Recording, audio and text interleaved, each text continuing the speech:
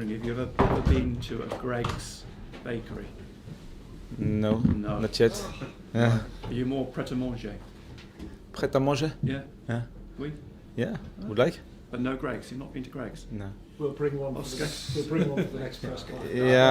I don't think we should get to that. No. What you ended up going on. Taken on advice Tony before. Mowbray's Well, we've just been discussing food, and it seemed appropriate. This is as hard hitting as it gets. It is probably. Yeah. For a quick press conference. Right. Régis, firstly, can I ask you about Granit Xhaka? Is there any update on?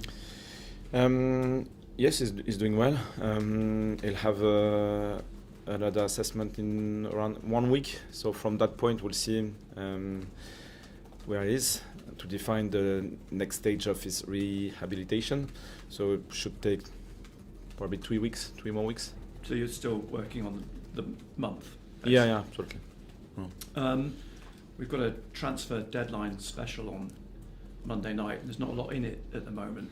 So it might be quite a quiet programme before the Burnley game, unless you can help us out with anything. I won't comment on individual players as usual, but the market is often the same. Many interests, many conversations, not many deals in the end. And for us as a club, as a team, we don't need to rush anything because we started well. We are happy with our squad. If we can reinforce and strengthen the team, will try. So a lot of work behind the scenes, and it's better to stay under the radar, and we'll see what happens. So it's a case of something might happen, but you're not worried. Yeah, it's still possible. If it doesn't. Yeah, the market is the market, still unpredictable, and I repeat, the end of the market is often more active. You are managing to move players out, though. Dan, Neil, Agilis. Is there anything else on the horizon in terms of moving people out? Yeah, it's still possible. We'll see for 1 or 2 players because they need more minutes, and if it's possible, we'll do it. Have you been encouraged by the movement out this window? Because in the past couple of windows, it's been quite difficult. It shows that our players are good, because if they can move in this market, it shows that they have good quality. So yes, at the minute we're okay. You've got Diarra back. Last week he showed a lot of energy when he came on at West Ham. Where does he, Hertrauder and Trey Hume fit into your plans now? Have you got roles that you see them playing specifically?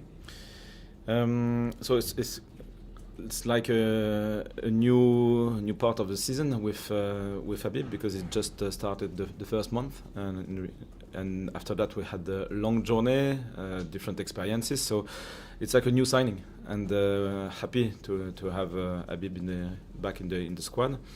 So he's a midfielder. So we'll see how we'll manage the setup to find the right balance. I'm thinking in terms of, he came on as a right winger at West Ham. He can play there. He can play in central midfield. Hertrauder, central midfielder. Hume, you've been using more in midfield. Do you still see Trey as playing more in midfield than now back in defence? Yeah, he played as Trey played as a right winger with the ability to come inside. Probably at West Ham it wasn't the best version of our game. It's not only one player. So Trey in this setup is more right winger, able to manage the right side. They can combine with Nordi, for example. And sometimes when we need to create more movement, more options, he can go inside because he is versatile. So this ability after that, out of possession, to play with a back 4, back 5, I think it is important, especially for the deep block against strong team in possession. For example, I think it's really useful for the squad. And for the next setup, we'll see, because it's good to have different options. Now we need to find the option to win, and we'll see on Monday. But Broby, and you talk about winning, Broby's in a little bit of form now. It's getting stronger as the weeks go by. You must be pleased with the progress that he's now making. Yeah, absolutely. He's getting better physically now. I think he's at the level of the Premier League. He can fight with the centre backs. He can run. He can counter press. He can defend. I think he is getting more confident with his teammates as well for the connections, the relationships they are building together. And we need to learn what kind of balls he needs to feed in behind. So it's a question of adjustment. And his scores, which I think for a striker is very important. And Burnley, what's your thoughts on where they are at the moment? This is the Premier League, so they are struggling in the league, but they are doing well. They drew 3 times in a row, deserved at least 2 wins, I think, after reviewing the game. So they are doing well, probably with a lack of efficiency. It's often the case. They can build the play under pressure. They can go direct. They have a high press, an efficient high press. So it's a question of details. Key moments will define this game once again. So for us, we lost against West Ham, and it wasn't our best version. So it's about the way of playing. The intensity wasn't high enough. We reviewed the game this morning. The lads trained well. So now, words are words. Now it's time to go back in our stadium and to show that we are at the level. I mean, you are strong at home, but are you mindful that you need a response from last week's game? Absolutely, it's always the case. After a win, you don't want to step back. After a defeat, you want to react quickly. This is the normal journey in the Premier League. And emotions are there. When you lose, you are always a bit negative. But we had time to recover, to reset, and I hope we'll be at our best against Burnley. Hi, Régis. Can I go back to that away game at Burnley, and how do you think that your team has grown since then? Yeah, it was early in the season. Yeah, it showed that we had a good control on the ball, but we were not efficient in the offensive third, and in our defensive third. I think it was more or less the case at West Ham. So it's a good reminder about the efficiency you have to have in that league. Key moments will define the game, so you can be balanced. You'll have an opponent with a style of play, how they defend, how they press, how they build up the game, how they attack. But key moments define the outcome. And away at Burnley, they were better than us in that part of the game. Yeah, I just want to ask about the window, because it's a weird deadline. It's an hour before you play. So how's that going to work? At what point do you sort of put your phone away and then? Yeah, my main focus is the squad. So we have people behind the scenes, Flo, Christian, and Kirill. They are working hard with the recruitment structure on that topic. We are connected, but for me the main focus is the team, the squad, the way we will play against Burnley. Yeah, and just finally, it's the first time we've spoken to you since the West Ham game, where Granit had that incident with the fans behind him. You probably had a bit of time to look into that incident. Have you spoken to him about his actions at all? Yeah, quickly. It's a shame because we don't need this event in a football stadium, I think. It happened now. I don't know the responsibilities exactly. So for me, the game was the game, and around, I've always many things to say. Yeah, but you haven't have you spoken to him at all? Or? Not from specifically about this subject. No. Régis, in a footballing world of so much kind of money, social media, everything around it, how much respect did you have for Dan Neil's journey and story here at Sunderland, would you say? Yeah, huge player, and so for the club, for me as a manager as well, and the connection we had last season was absolutely perfect. Yeah. The way we worked together, the way he managed the team as a captain, and it was a key factor to manage the togetherness with Luke. Probably those two players last season were really important for that topic. And the journey is the journey, and I think he is now in a new part of his professional life. you have to leave at times, and but with respect and good memories. Yeah. What conversations did you have with him before he left? Did you have a final conversation before he left, and could you give us an insight into what it was like?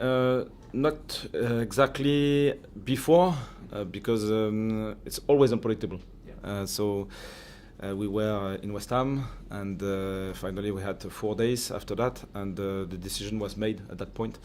So we text one way, the other way, and it's more about the pathway we had together. I think a lot of respect, and he did a good job. Now it's a new part of his life. Nick mentioned Habib just before. Obviously, we saw Habib earlier on the season before he picked up that injury. But with Granit out, how big an opportunity is this for him? And also, how big an impact can he have over a certain period of time? We'll see. He has to take the place with not only Habib, it's a question of connections. Yeah. It's always the case. So we'll have to define a new setup with a strong period once again, really exciting period, challenging. And we need those challenges to grow once again. With and the journey. I think from one experience to the other, you learn. So it's difficult to anticipate exactly what will be the pathway, but we have good players. So now we have to build the new setup. Arsenal's defeat at the weekend meant that only Sunderland is still unbeaten at home in the Premier League. How proud a banner is that for you and for the players to be the ones left standing now in the Premier League? First of all, I think it shows the strong connection we have with our fans, with this place, and it shows that we have a strength, an extra factor, a key factor, which is really useful. So keep doing. And if we lose a game, it's still possible. It doesn't mean that we'll lose this X factor. So for me, the sequence is the sequence.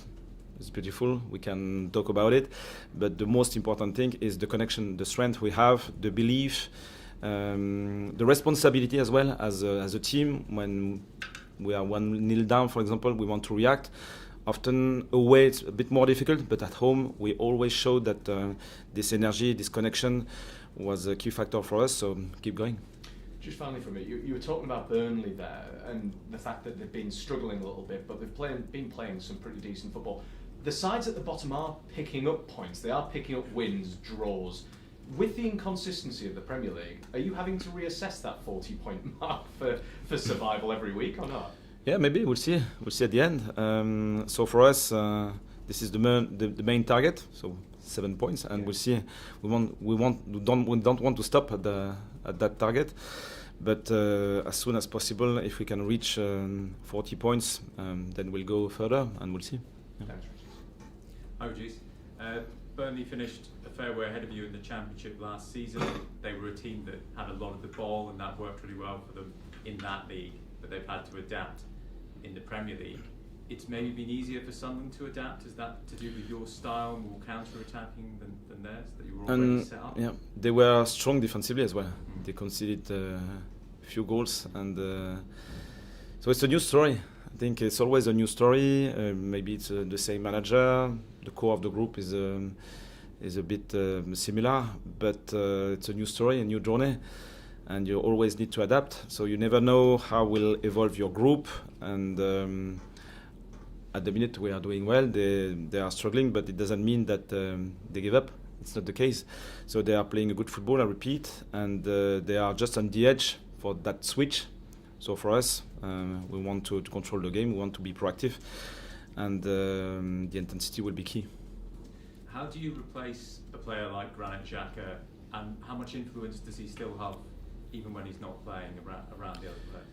I think we can't replace Granit, so we have to build a new setup, and so a new leadership as well. And I think it takes time, and but at the same time, Granit wants to create the condition for new leaders.